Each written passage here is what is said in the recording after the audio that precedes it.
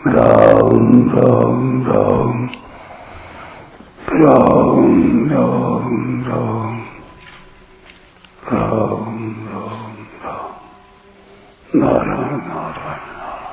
संबंध 7वें श्लोक में कर्मयोगी की और 8वें 9वें श्लोकों में सांख्य योगी की कर्मों से निर्लिप्तता बताकर अब 10वें श्लोक में भगवान भक्ति योगी की कर्मों से निर्लिप्तता बताते हैं। ब्रह्मण्याधाय कर्माणि संगं त्यक्त्वा करोति यः लिप्यते न स पापेन पद्मपत्र मिवाम्भसा।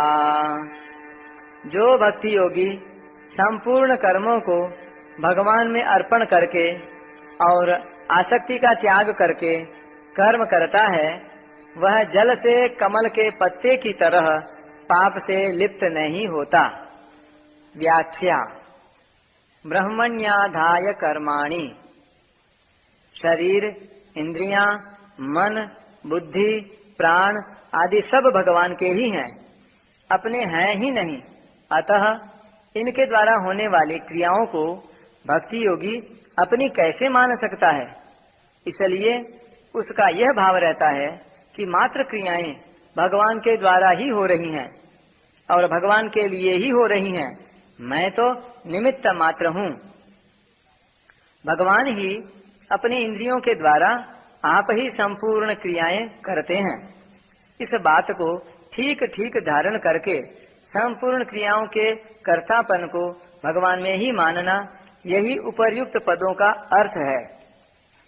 शरीर आदि वस्तुएं अपनी हैं ही नहीं, प्रत्युत मिली हुई हैं और बिछुड़ रही हैं। ये केवल भगवान के नाते भगवत प्रीत्यर्थ दूसरों की सेवा करने के लिए मिली हैं।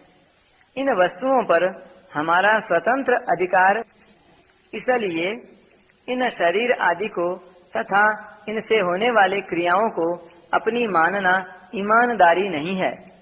अतः मनुष्य को ईमानदारी के साथ जिसकी ये वस्तुएं हैं उसी की अर्थात भगवान की मान लेनी चाहिए।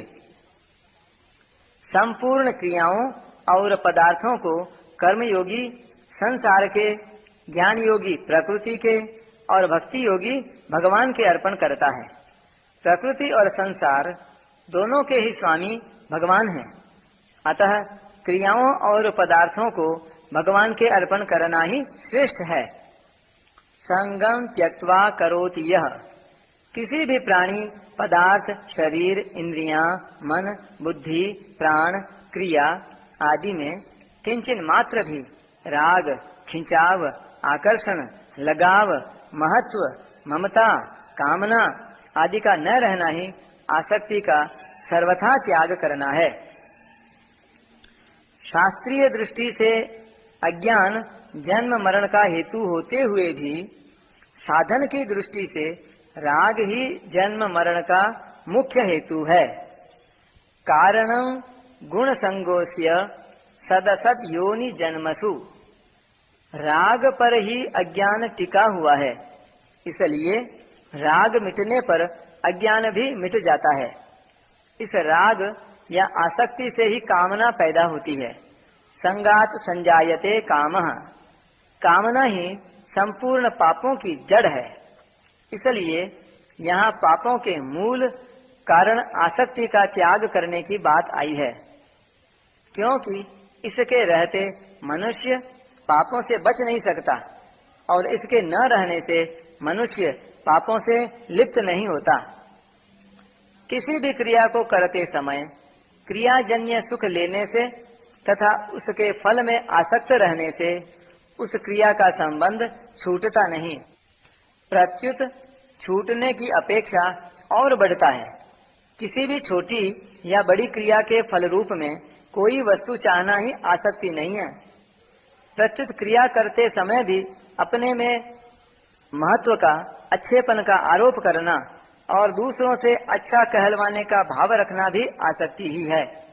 इसलिए अपने लिए कुछ भी नहीं करना है।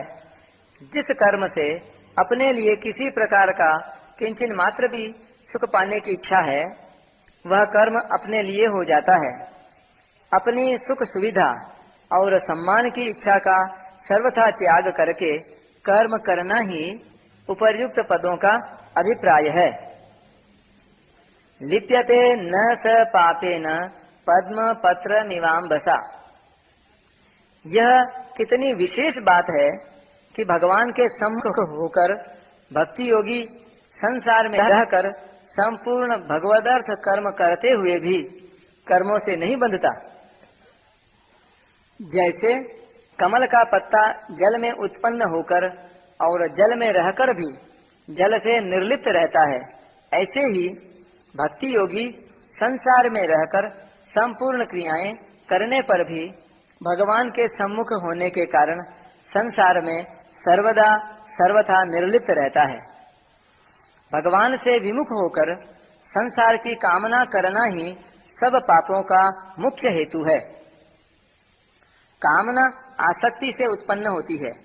आसक्ति का सर्वथा अभाव होने से कामना नहीं रह सकती, इसलिए पाप होने की संभावना ही नहीं रहती।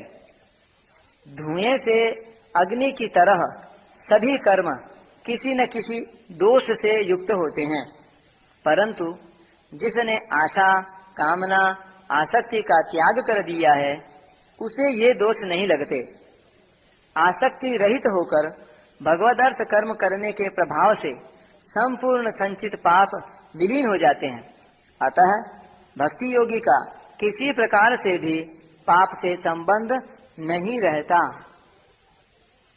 यहाँ पापे न पद कर्मों से होने वाले उस पाप पुण्य रूप फल का वाचक है, जो आगामी जन्मारंभ में कारण होता है।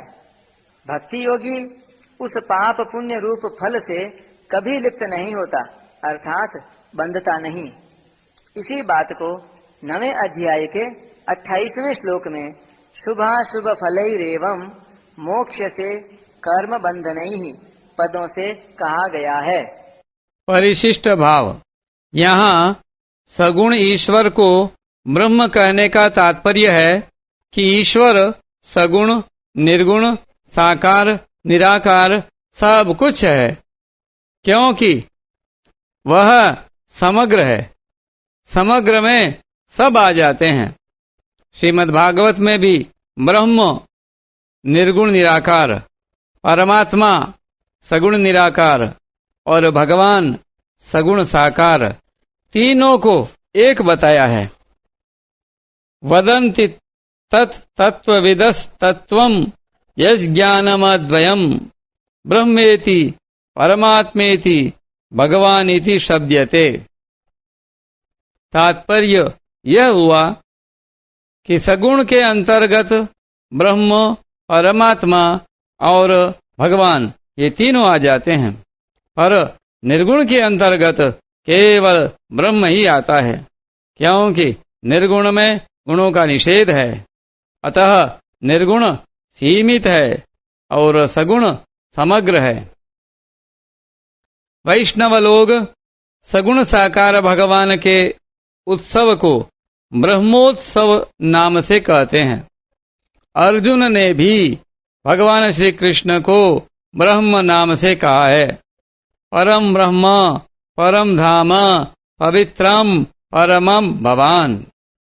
गीता में ब्रह्म के 3 नाम बताए हैं, ओम, तत् और सत। नाम नामी का संबंध होने से यह भी सगुण ही हुआ।